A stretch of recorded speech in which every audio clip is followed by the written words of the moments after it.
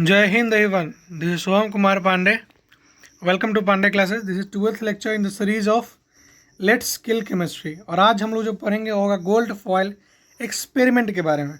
इससे पिछले वीडियो में हमने पढ़ा था थॉमसन्स मॉडल ऑफ एटम, जो कि था वाटरमेलन स्ट्रक्चर या फिर प्लम पुडिंग या राइजिंग पुडिंग जो बोलते हैं उसको, उनके मॉडल के बारे में पढ़ा हमने. ठीक है. और आज जो पढ़ेंगे वो रदरफोर्ड का मॉडल गोल्ड फॉयल एक्सपेरिमेंट. उससे पहले बात करते हैं. देखिए कि जे थॉमसन साहब जो थे 1856 से लेकर 1940 तक जो थे, एक ब्रिटिश फिजिसिस्ट थे.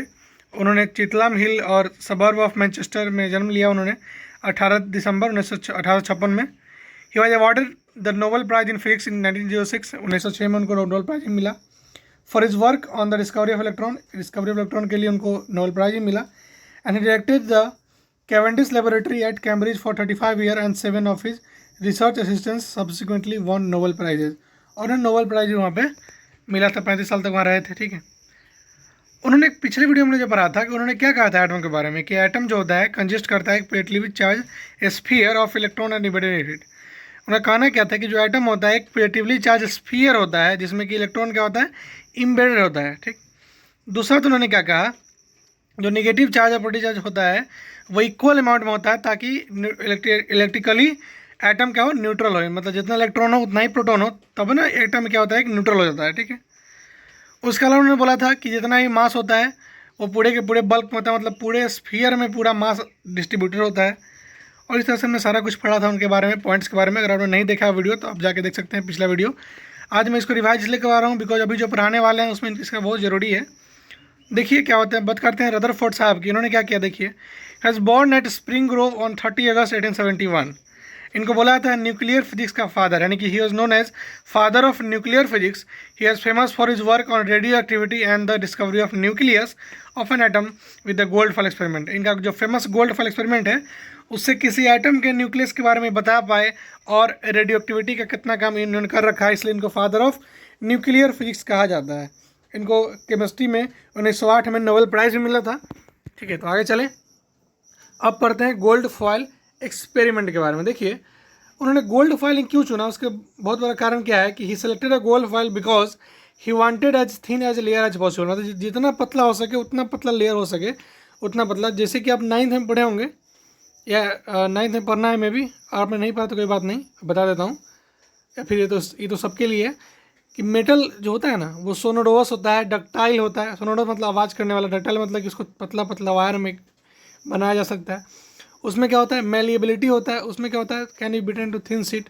उसको ना बहुत अच्छे तरीके से थिन सीट में हम लोग बीट कर सकते हैं उसको. ठीक है.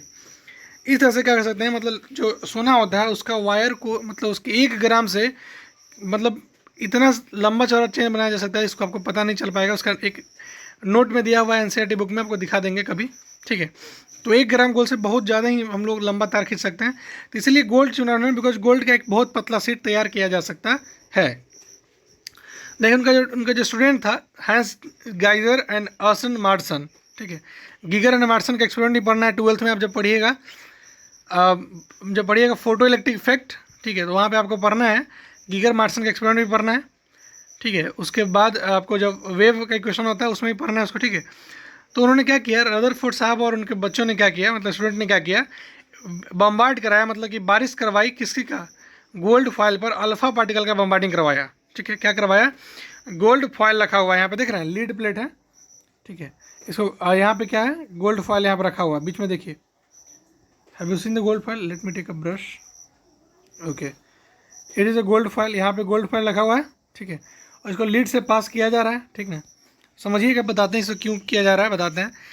एक अल्फा पार्टिकल का सोर्स, यानी कि में भी पोलोनियम हो सकता है, मतलब कोई भी रेडियो एक्टिव एलिमेंट रख दिया गया है उसके अंदर, लीड ब्रिक के अंदर. और वहाँ से क्या किया जा रहा है, एक अल्फा पार्टिकल का स्कैटरिंग करवाया जा रहा है उसे. ठीक है. और क्या होता है, गोल्ड फॉयल पर करवाया जाता है. तो इसको बोलते हैं हम लोग अल्फा पार्टिकल स्कैटरिंग एक्सपेरिमेंट. इसको आप बोलते हैं आप लोग गोल्ड फॉयल एक्सपेरिमेंट, या फिर बोला जाता है अल्फा पार्टिकल स्कैटरिंग एक्सपेरिमेंट भी बोला जाता है. देखिए जो जब ऐसा हुआ, पहले बताते हैं वो अल्फा पार्टिकल होता क्या है. देखिए अल्फा पार्टिकल है डबली चार्ज हीलियम एटम. हीलियम का जो आयन होता है वो डबली चार्ज होता है since they have a mass of 4U. आपको पिछले क्वेश्चन बताए थे कि जो हीलियम का जो मास होता है वो 4U होता है, 4U होता है.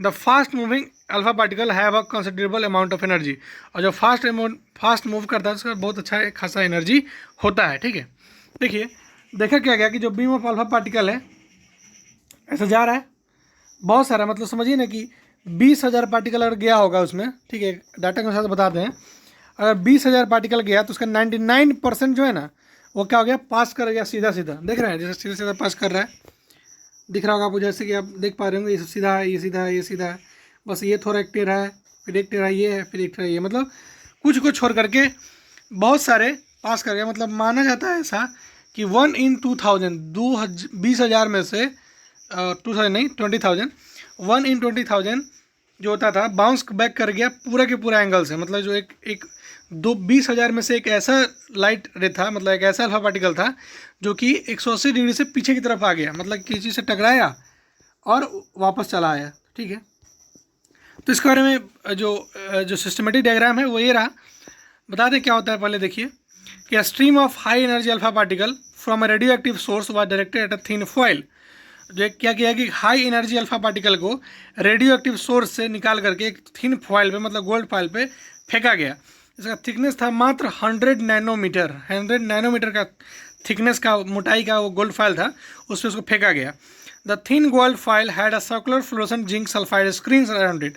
जो गोल्ड फाइल है उसके चारों तरफ देखिए तो क्या एक लगा हुआ है, क्या फ्लोरोसेंट मटेरियल, जो कि पढ़ना था हम लोग को डिस्कवरी ऑफ इलेक्ट्रॉन में, उसी तरीके का क्या लगा हुआ है, एक जेडनेस प्लेट लगा हुआ चारों तरफ से, जिससे कि हमको जहाँ भी अगर अल्फा पार्टिकल टकरा कर जाएगा वापस तो वहाँ हमें क्या दिखेगा, स्पार्क दिखेगा। इससे हमको लगेगा कि क्या हुआ कि अल्फा पार्टिकल उसमें से गोल्ड फाइल में से पास करके अब स्क्रीन पर आकर टकरा रहा है। ठीक है, this thin gold foil had a circular fluorescent zinc sulphide screen around it. Whenever alpha particle struck the screen, जब भी अल्फा पार्टिकल स्क्रीन को स्टक करेगा, a tiny flash of light was produce at that point. एक छोटा सा light का flash होगा वहाँ पर, इससे हमको पता चलेगा कि जो अल्फा पार्टिकल है वो गोल्ड फाइल को क्रॉस करके आके हमारे साथ टकरा गया है। ठीक, तो जो रिजल्ट आया स्कैटरिंग एक्सपेरिमेंट का वो काफ़ी असंभव वाला था, मतलब अविश्वसनीय आ रहा था, because according to Thomson model of atom, वो बताए थे कि थॉमसन साहब क्या बोले थे कि mass of each gold atom is of a foil should have been spread even only over the entire atom.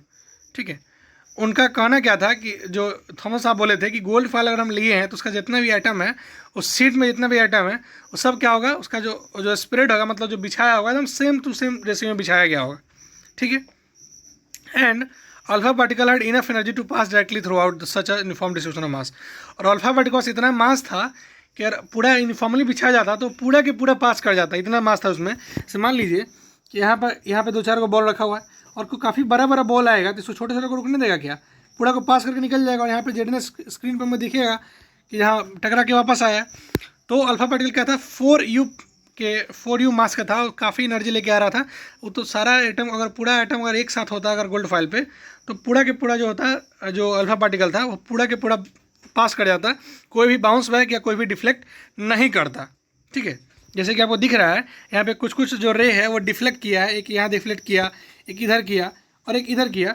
कुछ तो ऐसे थे कि जो टकरा के वापस 90 डिग्री मतलब 180 डिग्री पर वापस आ गए। तो ऐसा कभी नहीं होता, मतलब उनका कहना जो था कि अगर एटम अगर पूरा के पूरा मास में डिस्ट्रीब्यूटर होता तो कभी ऐसा होता ही नहीं। ठीक, तो इट वॉज एक्सपेक्टेड है, तो ऐसा आशा किया जा रहा था कि ये पार्टिकल जो होगा वो स्लो डाउन हो जाएगा और change direction only by small angle. Particle का स्पीड क्या होगा, मान लीजिए टकराएगा तो स्लो स्पीड हो जाएगा, लेकिन थोड़ा सा मात्र घूमेगा। लेकिन यहाँ तो देख रहे हैं कि 180 डिग्री से भी घूम रहा है, 120 डिग्री से भी घूम रहा है, समझ रहे हैं ना। तो क्या हुआ कि they pass through the foil, it जो स्मॉल एंगल से घूमेंगे। तो ऑब्जर्व क्या किया गया कि most of the alpha particle pass through the gold foil undeflected. जो एक्सपेरिमेंट किया गया था उससे पता चला कि बहुत सारे अल्फा पार्टिकल क्या है, अनडिफ्लेक्टेड वापस, मतलब कि गोल्ड फॉइल से पास करके जेडनेस स्क्रीन पर चले गए। दूसरा बात क्या कहा गया कि small fraction of alpha particle was deflected by small angle. बहुत कुछ ही ऐसे पार्टिकल थे जो कि थोड़ा सा एंगल से घूमे।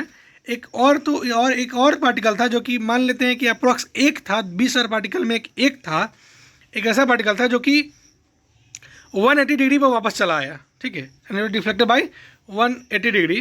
तो रदरफोर्ड साहब का कहना क्या था कि this result was almost as incredible as if you are fire 15 inch shell at a piece of tissue paper and it come back and hit you. Rutherford साहब का कहना था कि ये उसी तरह अविश्वसनीय था जिस तरह से अगर हम लोग किसी तोप के गोले, बम के गोले को अगर किसी पेपर पर मारे चला करके, ठीक है, तो पेपर पर से वापस टकरा के मेरे पास आ जाए, ऐसा हो सकता है क्या?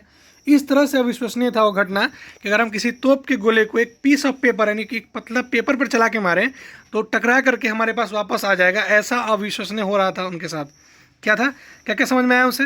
गोल्फ एक्सपेरिमेंट जो हुआ था उसमें क्या किया गया था, एक रेडियो एक्टिव मटेरियल लिया गया था, लीड से उसको पास करवा करके गोल्ड फॉइल पर बम्बार्ड किया गया। गोल्ड फॉइल से टकराने के बाद क्या होता था, वो जेडीएनएस स्क्रीन जो कि फॉस्फोरेट स्क्रीन लगा हुआ था, उस स्क्रीन पर जाकर टकराता था, जिससे हमें पता चलता था कि कौन सा लाइट रे आया या फिर कौन सा वापस चला गया। ठीक है, कितना एंगल से गया, कितना किधर गया, हमें पता चल जाता है। ठीक है, तो जो एक्सपेरिमेंट शो किया गया था इसको हम लोग और क्या बोलते हैं, अल्फा पार्टिकल स्कैटरिंग एक्सपेरिमेंट। क्या बोलते हैं? अल्फा पार्टिकल स्कैटरिंग एक्सपेरिमेंट ही बोलते हैं। तो इसमें ऑब्जर्व किया गया कि जितना भी अल्फा पार्टिकल था, बहुत सारे ऐसे अल्फा पार्टिकल थे जो कि अनडेविएटेड अनडिफ्लेक्टेड चले गए वापस। ठीक, मतलब पार कर गए उसको। कुछ ऐसे थे कि छोटे छोटे एंगल से डिविएट कर गए, और कुछ तो ऐसे थे जो कि पूरा एक लार्ज एंगल से डिफ्लेक्ट किए। तो इसका क्या ड्रॉबैक था, मतलब उनका क्या सिम्टम था, इसे क्या वो निकाल पाए, इसको हम लोग पढ़ेंगे रदरफोर्ड मॉडल ऑफ एटम में। ठीक है, तो तब तक के लिए इतना ही, धन्यवाद। ठीक है, अगर आपको इसका पीडीएफ चाहिए तो आप डेफिनेटली हमारे व्हाट्सएप ग्रुप से जुड़ सकते हैं, इसका लिंक डिस्क्रिप्शन में दिया हुआ है, आप वहाँ से हमसे जुड़ सकते हैं। और आपने चैनल को सब्सक्राइब नहीं किया है तो इट्स योर व्यू कि आप करें या पता नहीं मैं क्या बोलूँ इसमें। अब अच्छा लगे तो करिए subscribe and like the session please. If you enjoy the session then share also. Thank you so much guys. अब मिलते हैं अगले वीडियो में, जिसमें हम बात करेंगे रदरफोर्ड मॉडल ऑफ एटम और गोल्ड फॉइल एक्सपेरिमेंट से क्या सीख लिया उन्होंने, उसके बारे में बात करेंगे। Thank you so much guys, meet you in next lecture. Thank you so much.